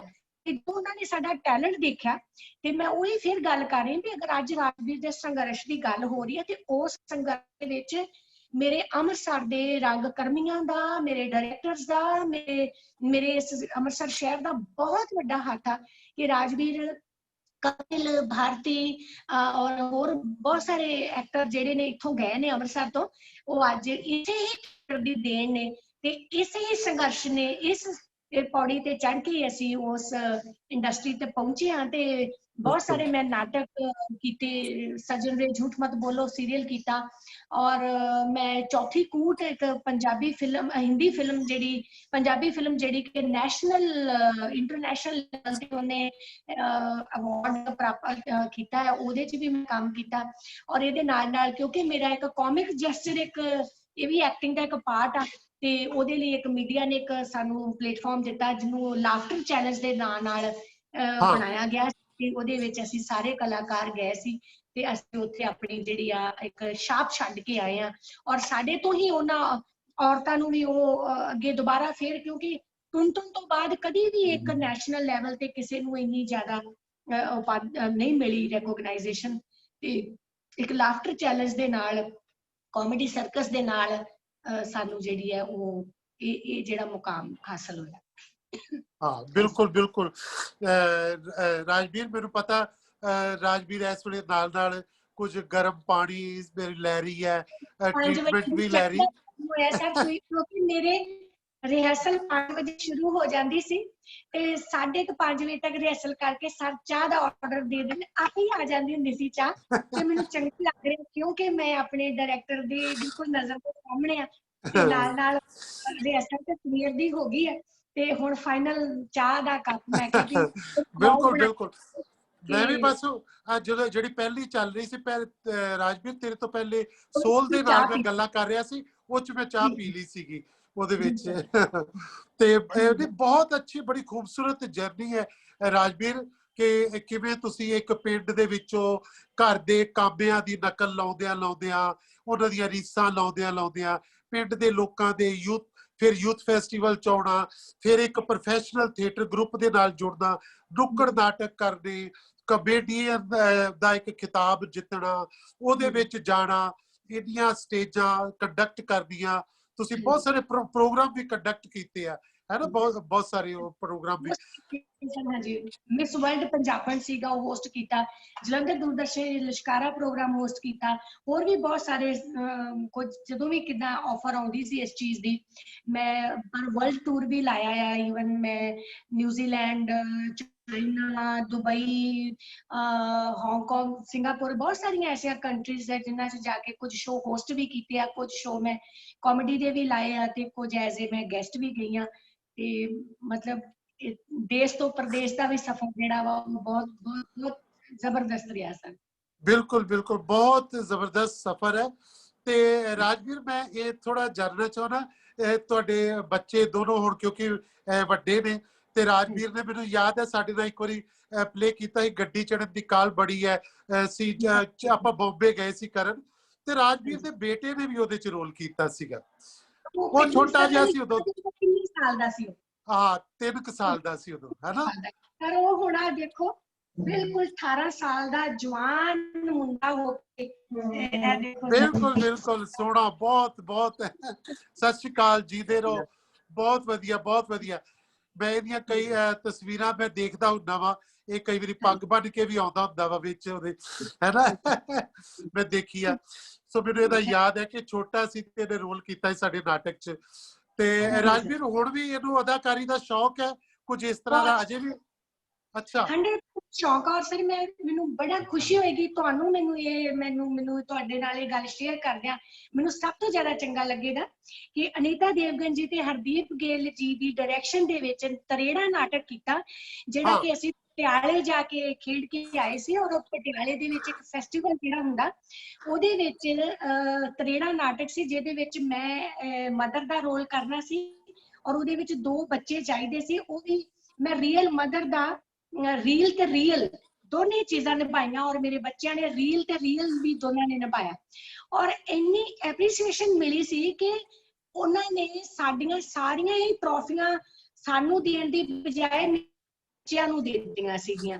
ਔਰ ਇਸ ਚੀਜ਼ ਦੀ ਨਿਹਾਰ ਇਹਨਾਂ ਤੇ ਪਾਏ, ਇਹਨਾਂ ਨੇ ਇੰਨੀ ਨੈਚੁਰਲ ਐਕਟਿੰਗ। ਔਰ ਮੈਂ ਜਦੋਂ ਉਹਨਾਂ ਨੂੰ ਸਕ੍ਰਿਪਟ ਪੜ੍ਹੀ ਗਈ, ਇਹਨਾਂ ਨੂੰ ਦੱਸਿਆ ਗਿਆ ਕਿ ਸਕ੍ਰਿਪਟ ਲਓ, ਮੈਂ ਬਿਲਕੁਲ ਇੰਟਰਫੇਰੈਂਸ ਨਹੀਂ ਕੀਤੀ, ਬਿਲਕੁਲ ਇਹਨਾਂ ਨੂੰ ਕੋਈ ਗਾਈਡੈਂਸ ਨਹੀਂ ਦਿੱਤੀ। ਪਤਾ ਨਹੀਂ ਕਿਵੇਂ, ਜਿਵੇਂ ਪਰਮਾਤਮਾ ਨੇ ਜਦੋਂ ਇਹ ਮੇਰੇ ਪੇਟ 'ਚ ਸੀ, ਕਿਉਂਕਿ ਮੈਂ ਉਦੋਂ ਤੋਂ ਹੀ ਥੀਏਟਰ ਕਰ ਰਹੀ ਹਾਂ, ਉਦੋਂ ਤੋਂ ਹੀ ਐਕਟਿੰਗ ਕਰ ਰਹੀ ਹਾਂ, ਉਦੋਂ ਤੋਂ ਹੀ ਇਹ ਮੇਰਾ ਕਿਉਂਕਿ ਪੈਸ਼ਨ ਸੀਗਾ ਜੀਵਨ ਦਾ, ਇੱਕ ਬਹੁਤ ਮੇਰੀ ਇਹ ਖੁਰਾਕ ਆ ਦੀ। ਸ਼ਾਇਦ ਉਹ ਖੁਰਾਕ ਇਹਨਾਂ ਨੂੰ ਵੀ ਅੰਦਰ ਨਿਊਟ੍ਰੀਸ਼ਨਸ ਦੇ ਰੂਪ ਦੇ ਵਿੱਚ ਮਿਲਦੀ ਰਹੀ ਆ ਤੇ ਇਹਨਾਂ ਨੂੰ ਕਦੀ ਲੋੜ ਨਹੀਂ ਮੈਂ ਪੈਣ ਦਿੱਤੀ ਵੀ ਇਹ ਕਿਸੇ ਡਾਇਰੈਕਟਰ ਕੋਲ ਜਾ ਕੇ ਕੁਝ ਸਿੱਖ ਸਕਣ। ਔਰ ਬੇਹੱਦ ਕਮਾਲ ਦੀ ਆਊਟਸਟੈਂਡਿੰਗ ਤੇ ਇਹਨਾਂ ਨੂੰ ਇਹਨਾਂ ਦੀ ਪਰਫਾਰਮੈਂਸ ਗਈ ਸੀ। ਤੇ ਅੱਜ ਇਹਨਾਂ ਨੂੰ ਵੀ ਚੇਤਕ ਹੈ ਨਾਟਕ ਕਰਨ ਦੀ। ਸਗੋਂ ਕਈ ਵਾਰੀ ਮੈਨੂੰ ਕਹਿ ਦਿੰਦੇ ਨੇ ਕਿ ਮੰਮਾ ਕੋਈ ਐਸਾ ਹੋਇਆ ਤੇ ਸਾਨੂੰ ਜ਼ਰੂਰ, ਮੈਂ ਕਿਹਾ ਜ਼ਰੂਰ ਤੁਸੀਂ ਜਾਓ, ਆਪਣੇ ਅੰਮ੍ਰਿਤਸਰ ਦੇ ਵਿੱਚ ਬਹੁਤ ਦਿੱਗਜ ਡਾਇਰੈਕਟਰਸ ਨੇ, ਤੁਸੀਂ ਜਾਓ, ਜਾ ਕੇ ਉਹਨਾਂ ਦੀ ਡਾਇਰੈਕਸ਼ਨ 'ਚ ਕੰਮ ਕਰੋ ਤੇ ਆਪਣਾ ਤੁਸੀਂ ਜਿਹੜਾ ਆ ਉਹ ਜੋ ਵੀ ਤੁਹਾਡੇ ਅੰਦਰ ਇਹ ਨਹੀਂ ਇਹਨੂੰ ਹੁਣ ਮੇਰੇ ਕੋਲ ਭੇਜਦੀ ਹੈ। ਹੁਣ ਤਾਂ ਹੀਰੋ ਬਣ ਗਿਆ ਹੋਇਆ, ਵੱਡਾ ਉੱਚਾ ਲੰਮਾ ਜਵਾਨ ਹੈ, ਸੋਹਣਾ ਹੈ, ਤੇ ਹੈਨਾ। ਤੇ ਬਿਲਕੁਲ ਇਹ ਮੈਨੂੰ ਪਤਾ, ਆਪਣੇ ਪਾਪਾ ਵਾਂਗੂ ਇਹ ਡਾਂਸ ਵੀ ਬਹੁਤ ਅੱਛਾ ਕਰ ਲੈਂਦਾ ਹੈ, ਹੈਨਾ। ਬਹੁਤ ਸੋਹਣਾ। ਤੇ ਰਾਜਵੀਰ ਕਦੀ ਇਸ ਤਰ੍ਹਾਂ ਵੀ ਲੱਗਾ ਕਿ ਮਨਦੀਪ ਨੇ ਵੀ, ਤੁਹਾਡੇ ਹਸਬੈਂਡ ਨੇ ਉਹ ਕਿਹਾ ਹੋਵੇ ਵੀ ਚੱਲ ਆਪਾਂ ਦੋਵੇਂ ਹੀ ਐਕਟਿੰਗ ਕਰਦੇ ਆ, ਕੋਈ ਏਦਾਂ ਦਾ ਨਾਟਕ ਕਰੋ ਦੋਵੇਂ ਜਣੇ ਮਿਲ ਕੇ? ਤੇ ਬੱਚੇ ਦੀ ਤੇ ਆਲਰੇਡੀ ਹੈ ਸਰ, ਕਰਦੇ ਦੋਵੇਂ ਐਕਟਿੰਗ ਹੀ ਤੇ ਕਰਦੇ ਇੱਕ ਦੂਜੇ ਐਕਟਿੰਗ ਤੇ ਸਰ ਮੈਂ ਤੇ ਹੁਣ ਤੇ ਚਲੋ ਮੈਨੂੰ ਸੱਚਮੁੱਚ ਹੀ ਬੁਖਾਰ ਚੜਿਆ ਸੀ, ਮੈਂ ਸੱਚਮੁੱਚ ਹੀ ਇਸ ਚੀਜ਼ ਦੇ ਵਿੱਚੋਂ ਬੜਾ ਨਿਕਲੀ ਆ, ਗੁਜ਼ਰੀ ਆ। ਤੇ ਪਰ ਕਈ ਵਾਰ ਮੈਂ ਘਰ ਦੇ ਵਿੱਚ ਵੀ ਮਨਦੀਪ ਦੇ ਨਾਲ ਐਕਟਿੰਗ ਕਰਦੀ ਨੇ, ਕਈ ਵਾਰ ਸਿਰ ਸੁਰ ਬੰਨ ਲੈਂਦੇ ਨੇ ਆ ਤੇ ਉਹ ਸੱਚ ਮੰਨ ਜਾਂਦੇ ਹੁੰਦੇ, ਕਿਉਂਕਿ ਮੈਂ ਐਕਟਿੰਗ 'ਚ ਬੜੀ ਬੈਸਟ ਐਕਟਰੈਸ ਹੈਗੀ ਆ। ਮਦਰ ਇਨ ਲਾ ਕੇ ਕਦੇ ਕਈ ਵਾਰ ਹਾਸਾ ਕਿਹੜਾ, ਬਟ ਹਾਂ ਜੇ ਕਿ ਮਗਰ ਮੈਂ ਇਸ ਚੀਜ਼ ਨੂੰ ਪਤਾ ਥੋੜਾ ਸੀਰੀਅਸ ਲਾਵਾਂ ਤੇ ਕਈ ਵਾਰ ਹਸਬੈਂਡ ਇੰਨੀ ਗੱਲ ਕਹਿੰਦੇ ਹੁੰਦੇ ਆ ਕਿ ਮੇਰੇ ਅੰਦਰ ਇਹ ਹੈਗੀ ਆ ਕਿ ਕੋਈ ਇਸ ਤਰ੍ਹਾਂ ਦੀ ਸਕ੍ਰਿਪਟ ਦੇ ਉੱਤੇ ਦੋਨਾਂ ਨੂੰ ਕੰਮ ਕਰਨ ਦਾ ਮੌਕਾ ਮਿਲੇ ਤੇ ਮਨਦੀਪ ਕਹਿੰਦੇ ਆ ਕਿ ਮੈਂ ਜ਼ਰੂਰ ਜਾਊਂਗਾ। ਮੈਨੂੰ ਥੋੜੀ ਜਿਹੀ ਹੈਜੀਟੇਸ਼ਨ ਹੋਏਗੀ, ਲੇਕਿਨ ਅਗਰ ਮੈਂ 1-2 ਰਿਹਰਸਲਸ ਜਾਂ ਪਰਫਾਰਮੈਂਸ ਦਊਂਗਾ ਤੇ ਮੈਂ ਸ਼ਾਇਦ ਉਹ ਚੀਜ਼ ਲਈ ਆਪਣਾ ਜਿਹੜਾ ਇੱਕ ਥੋੜਾ ਜਿਹਾ ਸ਼ਰਮੀਲਾਪਣ ਹੁੰਦਾ ਉਹ ਮੈਂ ਨਿਕਲ ਜਾਏਗਾ। ਹਾਂ, ਉਹਨਾਂ ਦੇ ਮਨ 'ਚ ਇਹ ਗੱਲ ਹੈਗੀ ਕਿ ਆਪਾਂ ਦੋਵੇਂ ਕਰ ਸਕਦੇ ਆ ਅਗਰ, ਕਿਉਂਕਿ ਕਲਾਕਾਰ ਜ਼ਰੂਰੀ ਨਹੀਂ ਆ ਵੀ ਉਹ ਸੁਰ ਦਾ ਕਲਾਕਾਰ ਆ ਜਾਂ ਆਵਾਜ਼ ਦਾ ਐਕਟਿੰਗ ਦਾ ਕਲਾਕਾਰ। ਕਲਾਕਾਰ ਤੇ ਕਲਾਕਾਰ ਹੀ ਆ, ਬਿਲਕੁਲ ਬਿਲकुल हाँ ਉਹ ਕਿਤੇ ਵੀ ਹੋ ਜਾ ਸਕਦਾ ਆ, ਵੀ ਕੁਝ ਵੀ ਕਰ ਬਿਲਕੁਲ। ਸਕਦਾ। ਮੈਂ ਤਾਂ ਹੀ ਕਹਿ ਰਿਹਾ ਕਿ ਬੜੀ ਤੁਹਾਡੀ ਸਾਰਿਆਂ ਤੁਹਾਡਾ ਪਰਿਵਾਰ ਜਿਹੜਾ ਬਹੁਤ ਮਲਟੀ ਟੈਲੈਂਟਡ ਪਰਿਵਾਰ ਹੈ, ਔਰ ਤੁਸੀਂ ਮਨਦੀਪ ਕਿਉਂਕਿ ਡਾਂਸ ਦੇ ਵਿੱਚ ਬਹੁਤ ਵਧੀਆ ਹੈ, ਔਰ ਉਹ ਸਿੰਗਰ ਬਹੁਤ ਅੱਛਾ ਹੈ। ਰਾਜਵੀਰ ਖੁਦ ਡਾਂਸ ਵਿੱਚ ਬਹੁਤ ਅੱਛੀ ਹੈ, ਅਦਾਕਾਰੀ ਦੇ ਵਿੱਚ ਬਹੁਤ ਅੱਛੀ ਹੈ। ਰਾਜਵੀਰ ਬੋਲੀਆਂ ਬਹੁਤ ਸੋਹਣੀਆਂ ਪਾ ਲੈਂਦੀ ਹੈ, ਫੋਕ ਡਾਂਸ ਕਰ ਲੈਂਦੀ ਹੈ। ਬੱਚੇ ਦੋਨੋਂ ਬਹੁਤ ਅੱਛਾ ਸਾਰੇ ਸਾਰੀ ਅਦਾਕਾਰੀ ਕਰਦੇ ਹੋ ਵੀ, ਹਰ ਫੀਲਡ ਦੇ ਵਿੱਚ ਪੜ੍ਹਦੇ ਵੀ ਸੋਹਣਾ ਪਏ ਨੇ ਦੋਨੋਂ ਬੱਚੇ, ਹੈ ਨਾ। ਤੇ ਇਹਨਾਂ ਕਲਾ ਨੂੰ ਪਰਨਾਇਆ ਹੋਇਆ ਤੁਹਾਡਾ ਪਰਿਵਾਰ ਹੈ। ਤੇ ਰਾਜਵੀਰ, ਜਦੋਂ ਤੁਸੀਂ ਹੁਣ ਇੰਨੇ ਸਾਲ ਕੰਮ ਕਰਨ ਤੋਂ ਬਾਅਦ ਹੁਣ ਥੋੜਾ ਜਿਹਾ ਜਦੋਂ ਪਿੱਛੇ ਮੁੜ ਕੇ ਵੇਖਦੇ ਹੋ, ਕਿੱਦਾਂ ਦਾ ਫੀਲ ਹੁੰਦਾ ਆਪਣੇ ਅੰਦਰੋਂ? ਕਿ ਚੰਗਾ ਚੰਗਾ ਲੱਗਦਾ, ਕਿੱਦਾਂ ਲੱਗਦਾ? ਬਹੁਤ ਚੰਗਾ ਲੱਗਦਾ ਸਰ, ਬਹੁਤ ਚੰਗਾ ਲੱਗਦਾ ਜਦੋਂ ਵਾਪਸ ਮੁੜ ਕੇ ਆਪਣੇ ਉਸ ਜਗ੍ਹਾ ਤੇ ਆ ਜਾਈਏ।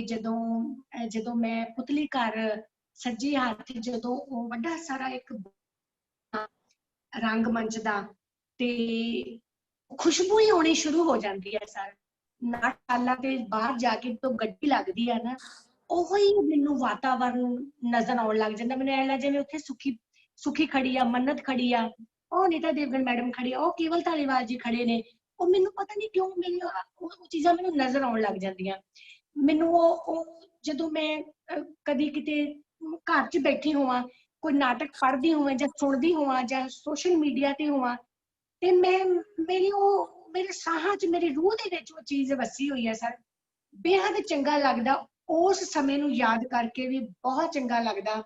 ਔਰ ਆਉਣ ਵਾਲੇ ਸਮੇਂ ਦੀਆਂ ਜਿੰਨੀਆਂ ਵੀ ਮੇਰੇ ਮਨ ਦੇ ਵਿੱਚ ਕੁਝ ਚੀਜ਼ਾਂ ਹੈਗੀਆਂ ਆ, ਉਹ ਵੀ ਮੈਨੂੰ ਬਹੁਤ ਚੰਗਾ ਲੱਗਦਾ ਸੋਚਣਾ ਵੀ ਹਾਂ, ਇਹ ਜ਼ਿੰਦਗੀ 'ਚ ਅਸੀਂ ਕਰ ਸਕਦੇ ਹਾਂ। ਔਰ ਸਰ ਪਰਮਾਤਮਾ ਦੀ ਮਤਲਬ ਕਿਉਂਕਿ ਮੈਨੂੰ ਸਰ, ਮੈਂ ਤੁਹਾਨੂੰ ਦੱਸਾਂ ਕਿ ਰੰਗਮੰਚ ਨੇ ਮੈਨੂੰ ਇਹ ਵੀ ਚੀਜ਼ਾਂ ਸਿਖਾਈਆਂ।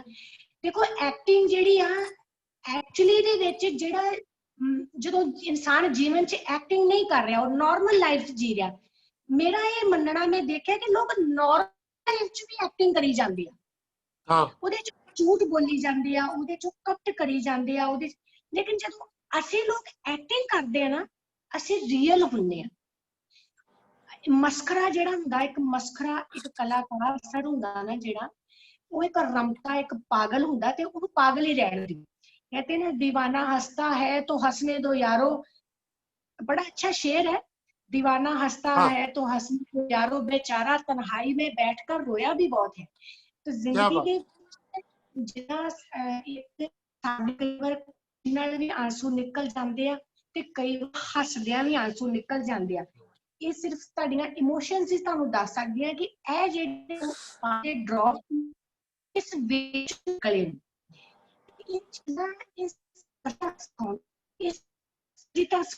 ਘਰ ਨਹੀਂ ਸਿਖਾਉਂਦਾ ਤੁਹਾਨੂੰ, ਘਰ ਨਹੀਂ ਸਿਖਾਉਂਦਾ। ਘਰ ਤੁਹਾਨੂੰ ਆਟਾ ਗੁੰਨਣਾ ਸਿਖਾਉਂਦਾ, ਘਰ 'ਚ ਪਰਦੇ 'ਚ ਰਹਿਣਾ ਸਿਖਾਉਂਦਾ, ਘਰ ਤੁਹਾਨੂੰ ਲਿਮਿਟਸ ਸਿਖਾਉਂਦਾ, ਸੀਮਾਵਾਂ ਤੁਹਾਡੀਆਂ ਜਿਹੜੀਆਂ ਉਹ ਲਾ ਦਿੰਦਾ ਆ, ਤੁਹਾਡੇ ਤੇ ਲਿਮਿਟਸ ਲਾ ਦਿੰਦਾ ਆ ਕਿ ਤੁਸੀਂ ਇੱਥੇ ਨਹੀਂ ਖਲੋਣਾ, ਉੱਥੇ ਨਹੀਂ ਖਲੋਣਾ, ਇਹਨੂੰ ਨਹੀਂ ਦੇਖਣਾ, ਉਹਨੂੰ ਨਹੀਂ ਮਿਲਣਾ, ਇਹਦੇ ਨਾਲ ਆਹ ਗੱਲ ਨਹੀਂ।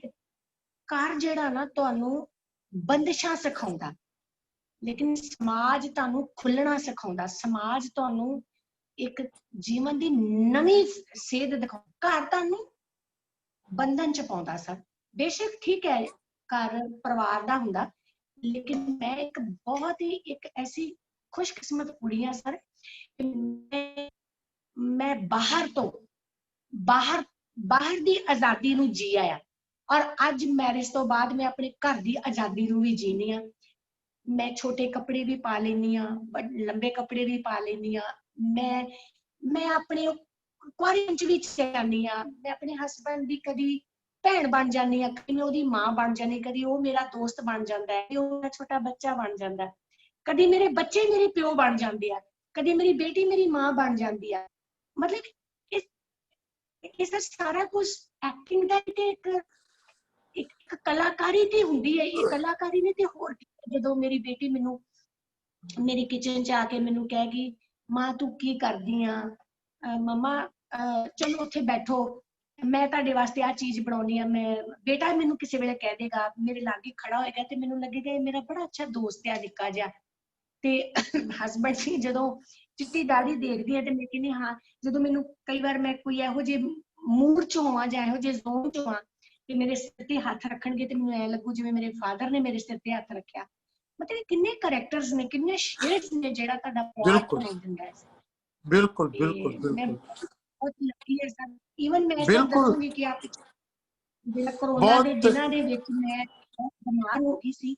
ਔਰ ਮੈਂ ਜਿਵੇਂ ਜਿਵੇਂ ਹਸਬੈਂਡ ਨੇ ਮੈਨੂੰ ਥੋੜੇ ਦਿਨ ਪਹਿਲਾਂ ਹੀ ਦਿਖਾਇਆ ਕਿ ਤੇਰੇ ਬੜੇ ਕਮੈਂਟਸ ਆਏ ਨੇ, ਔਰ ਉਹ ਸਾਰੇ ਲੋਕ ਕਿੰਨਾ ਕਿੰਨਾ ਇਸ ਚੀਜ਼ ਨੂੰ ਦੇਖਦੇ ਆ ਕਿ ਉਹ ਕਮੈਂਟ ਕਰਦੇ ਕਿ ਗੈਟ ਵੈਲ ਸੂਨ, ਗੈਟ ਵੈਲ ਸੂਨ, ਕਿਸੇ ਚੀਜ਼ ਦੀ ਲੋੜ ਹੈ। ਇੱਕ ਆਪਣੇ ਕਲਾਕਾਰ ਸਾਥੀ ਆ ਥੀਏਟਰ ਦਾ ਹੀ ਬਹੁਤ, ਮੁਕੇਸ਼ ਵੋਰਾ ਜੀ, ਉਹਨਾਂ ਨੇ ਮੈਨੂੰ ਕਿਹਾ ਕਿ ਆਪਣੇ ਬੱਚੇ ਮੇਰੇ ਵੱਲ ਛੱਡ ਜਾ, ਤੂੰ ਆਪਣਾ ਕੁਆਰੰਟਾਈਨ ਰਹਿ, ਧਿਆਨ ਰੱਖ, ਆਪਣੇ ਬੱਚੇ ਮੇਰੇ ਵੱਲ ਛੱਡ ਜਾ।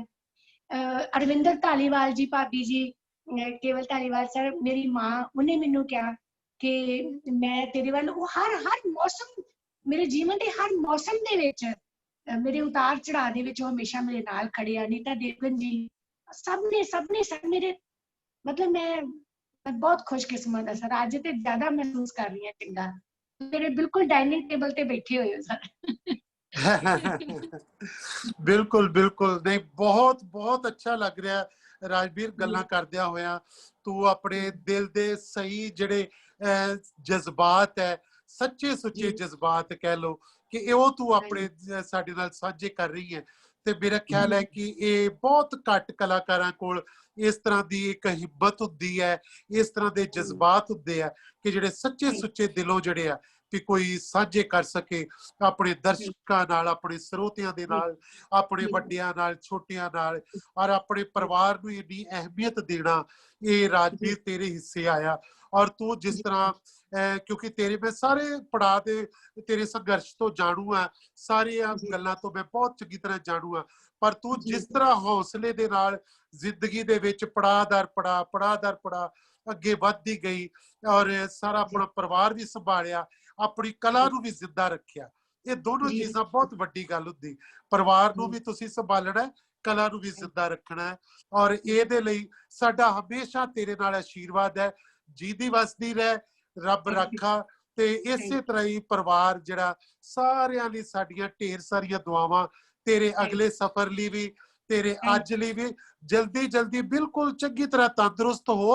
ਔਰ ਹਾਂ ਬਿਲकुल ਬਿਲकुल, ਔਰ ਤੂੰ ਨੱਚਦੀ ਟੱਪਦੀ ਚੰਗੀ ਲੱਗਦੀ ਹੈ, ਠੀਕ ਹੈ। ਹਾਂ ਹਾਂ ਬਿਲकुल ਬਿਲकुल ਥੋੜਾ ਹਾਂ ਉਹਨਾਂ ਕਰਕੇ ਮੈਂ ਆਪ ਕਹਿੰਦੀ ਹਾਂ ਕਿ ਈਵਨ ਮੈਂ ਘਰ ਦੇ ਵਿੱਚ ਵੀ ਮਾਸਕ ਪਾਇਆ। ਮੈਂ ਇਹ ਵੀ ਕਹਿੰਦੀ ਹਾਂ ਕਿ ਕਿਉਂਕਿ ਆਪਣਾ, ਕਿਉਂਕਿ ਕਲਾਕਾਰ ਜਿਹੜਾ ਉਹ ਬੰਦਿਸ਼ ਨਹੀਂ ਬਰਦਾਸ਼ਤ ਕਰਦਾ, ਘਰ ਦੇ ਵਿੱਚ ਰੁਕਣਾ ਬਰਦਾਸ਼ਤ ਨਹੀਂ ਕਰਦਾ, ਉਹਨੂੰ ਇੱਕ ਖੰਭ ਚਾਹੀਦੇ ਹੁੰਦੇ ਆ ਆਪਣੀ ਗੱਲ ਹਾਂ ਪਹੁੰਚਾਉਣ। ਤੇ ਉਹ ਅੰਦਰ ਹੀ ਬੈਠ ਗਏ ਹੋਏ ਆ। ਤੇ ਬਿਲਕੁਲ ਇਸ ਚੀਜ਼ ਦੇ ਸਾਰਿਆਂ ਨੂੰ ਮੈਂ ਤੇ ਸਾਰੇ ਇਹੀ ਕਹਿੰਦੀ ਆ ਵੀ ਆਪਾਂ ਜਿੰਨੇ ਰੰਗ ਕਰਮੀ ਆ, ਮੈਂ ਵੇਖਦੀ ਰਹਿੰਦੀ ਆ ਵੀ ਕਿੰਨੀਆਂ ਐਫਰਟਸ ਤੁਸੀਂ ਕੀਤੀਆਂ ਸਰ। ਅੱਜ ਸਰ ਤੁਸੀਂ ਖੁਦ ਵੀ ਦੇਖ ਲਓ ਕਿ ਆਪਣੇ ਥੀਏਟਰ ਨੇ ਕਿੰਨੀ ਤਰੱਕੀ ਕਰ ਲਈ ਆ, ਕਿੰਨੇ ਉਮਦਾ ਕਲਾਕਾਰ ਬਾਹਰ ਨਿਕਲੇ ਆ, ਬਿਲकुल ਤੇ ਬਿਲकुल ਹਾਂ ਇਹ ਚਮਕ ਜਿਹੜੀ ਉਹ ਸਾਰੇ ਬੰਨੇ ਪਹੁੰਚੀ ਆ ਸਰ। ਤੇ ਅਸੀਂ ਕਿਉਂਕਿ ਸਰ ਦੇਖੋ, ਕੱਲਾ ਤੇ ਕਹਿੰਦੇ ਰੁੱਖ ਵੀ ਨਹੀਂ ਹੋਣਾ ਚਾਹੀਦਾ। ਤੇ ਹਾਂ ਮੇਰੇ ਜੀਵਨ ਦੇ ਵਿੱਚ ਸਰ ਇਹ ਸਾਰਿਆਂ ਦਾ ਬਹੁਤ ਅਹਿਮ ਰੋਲ ਆ। ਮੈਂ ਤੁਹਾਡੇ ਹੀ ਇੱਕ ਪੇੜ ਦੀ ਉਹ ਸ਼ਾਖਾ ਆ, ਕਿਉਂਕਿ ਮੈਂ ਸਾਰਿਆਂ ਨੂੰ ਇੱਕੋ ਟਰੀ ਦੀ ਤਰ੍ਹਾਂ ਲੈਣੀ ਆ। ਤੁਸੀਂ ਸਾਡੀ ਜੜ ਹੋ ਸਰ। ਇਹ ਥੀਏਟਰ ਸਾਡੀ ਜੜ ਆ, ਜਿਹੜੀ ਅਸੀਂ ਇਹ ਟਾਹਣੀਆਂ ਕਿ ਕੋਈ ਪੱਤਾ ਬਣ ਗਿਆ, ਕੋਈ ਟਾਹਣੀ ਬਣ ਗਿਆ, ਕੋਈ ਉਹਦਾ ਤਣਾ ਬਣ ਗਿਆ। ਅਸੀਂ ਬਿਲਕੁਲ ਉਹੀ ਚੀਜ਼, ਔਰ ਇਹ ਸਾਡਾ ਇੱਕ ਬਹੁਤ ਬਿਊਟੀਫੁਲ ਟਰੀ ਆ ਜਿਹੜਾ ਕਿ ਤੰਦਰੁਸਤ, ਉਹਨੂੰ ਫੀਡ ਬੜੀ ਅੱਛੀ ਮਿਲੀ ਹੈ ਸਰ, ਖਾਦ ਬੜੀ ਵਧੀਆ ਮਿਲੀ ਆ, ਤੁਸੀਂ ਉਹਨੂੰ ਸੰਜੋਇਆ ਆ ਔਰ ਤਾਂ ਹੀ ਅਸੀਂ ਪ੍ਰਫੁੱਲਤ ਹੈਗੇ ਆ ਸਰ, ਨਹੀਂ ਤੇ ਸ਼ਾਇਦ ਅਸੀਂ ਕਦੋਂ ਦੇ ਝੜ ਜਾਂਦੇ ਸਰ, ਝੜ ਕੇ ਸੁੱਕ ਜਾਂਦੇ। ਨਹੀਂ ਨਹੀਂ, ਬਹੁਤ ਅੱਛਾ, ਤੁਸੀਂ ਸੋਹਣਾ ਸੰਘਰਸ਼ ਆਪਣਾ ਜ਼ਿੰਦਗੀ ਦਾ ਸੋਹਣੇ ਤਰੀਕੇ ਨਾਲ ਨਿਭਾਇਆ। ਵੱਡੀ ਗੱਲ ਜੀ ਇਹ ਜੀ ਹੈ, ਔਰ ਬੜੇ ਵੱਡੇ ਦਿਲ ਦੇ ਨਾਲ, ਵੱਡੇ ਦਿਲ ਨਾਲ, ਵੱਡੇ ਹਾਂਜੀ ਹੌਸਲੇ ਨਾਲ ਰਾਜਵੀਰ ਨੇ ਸਾਰਾ ਸਫ਼ਰ ਆਪਣਾ ਤੈਅ ਕੀਤਾ। ਕਿਉਂਕਿ ਕਈ ਵਾਰੀ ਹੁੰਦਾ ਕੁਝ ਲੋਕ ਡੋਲ ਜਾਂਦੇ ਆ, ਹੌਸਲਾ ਛੱਡ ਦਿੰਦੇ ਆ, ਪਰ ਹਾਂਜੀ ਰਾਜਵੀਰ ਨੇ ਹੌਸਲਾ ਨਹੀਂ ਛੱਡਿਆ, ਡੋਲੀ ਨਹੀਂ ਇਹ ਕੁੜੀ ਜਿਹੜੀ ਹੈ, ਇਹ ਬਿਲਕੁਲ ਇੰਜ ਯਾਨੀ ਕਹਿ ਲਓ ਕਿ ਬਿਲਕੁਲ ਲੋਹੇ ਦੀ ਤਰ੍ਹਾਂ ਐ ਸਖਤ ਰਹਿ ਕੇ ਵੀ ਚਲੋ ਕੋਈ ਨਹੀਂ, ਜ਼ਿੰਦਗੀ ਏਦਾਂ ਵੀ ਨਿਭਦੀ ਹੈ, ਹਰ ਰੰਗ ਬਿਲਕੁਲ ਵੇਖਿਆ ਹੈ ਜ਼ਿੰਦਗੀ ਦਾ, ਔਰ ਉਹਨੂੰ ਹੱਸ ਕੇ ਜੀਵਿਆ। ਇਹ ਬਹੁਤ ਖੂਬਸੂਰਤ ਗੱਲ ਹੈ। ਤੇ ਰਾਜਵੀਰ, ਬਹੁਤ ਸੋਹਣੀਆਂ ਗੱਲਾਂ ਹੋਈਆਂ, ਔਰ ਅੱਜ ਭਾਵੇਂ ਨਾ ਇਹਦੇ ਵਿਚਕਾਰ ਵਿੱਚ ਕਿਤੇ ਕਿਤੇ ਕੋਈ ਡਿਸਟਰਬੈਂਸ ਹੋ ਰਹੀ ਸੀ ਆਵਾਜ਼ ਦੀ, ਕੋਈ ਨਾ ਮੇਰੇ ਖਿਆਲ ਇੰਟਰਨੈਟ ਕਰਕੇ ਕਿਤੇ ਕਿਤੇ ਹੋ ਰਹੀ ਸੀਗੀ, ਪਰ ਉਹਦਾ ਬਾਕੀ ਮੈਕਸਿਮਮ ਠੀਕ ਹੈ ਸਾਰਾ ਕੁਝ। ਤੇ ਕਿਤੇ ਕਿਤੇ ਕੋਈ ਆ ਰਹੀ ਸੀਗੀ ਮਾੜੀ ਮਾੜੀ ਜੀ, ਵੀ ਰੁਕ ਰੁਕ ਕੇ ਫਿਰ ਅੱਗੇ ਤੁਰ ਪੈਂਦੀ ਸੀ ਗੱਲ। ਤੇ ਮੇਰਾ ਘਰ ਥੋੜਾ ਜਿਹਾ ਹਾਂ ਹਾਂ, ਕਰਕੇ ਸ਼ਾਇਦ ਉਹਦੀ ਉਹਦੇ ਕਈ ਵਾਰ ਪ੍ਰੋਬਲਮ ਕਰਕੇ ਵੀ ਹੈ, ਹਾਂ ਇਹਦੇ ਕਰਕੇ ਵੀ ਹੈ ਸਾਰਾ। ਤੇ ਕੋਈ ਨਹੀਂ, ਜਦੋਂ ਇਹ ਖਤਮ ਹੁੰਦਾ ਹੈ ਸਾਰਾ ਕਰੋਨਾ ਪੀਰੀਅਡ, ਆਪਾਂ ਫਿਰ ਮਿਲਦੇ ਆ ਤੇ ਫਿਰ ਕੁਝ ਨਵਾਂ ਸਿਰਜਾਂਗੇ, ਫਿਰ ਕੁਝ ਨਵੇਂ ਕੰਮ ਕਰਾਂਗੇ। ਠੀਕ ਹੈ ਜੀ, ਦੀ ਵਸਦੀ ਰਹਿ, ਸ਼ਾਬਾਸ਼ ਜੀ ਦੀ ਰਹਿ।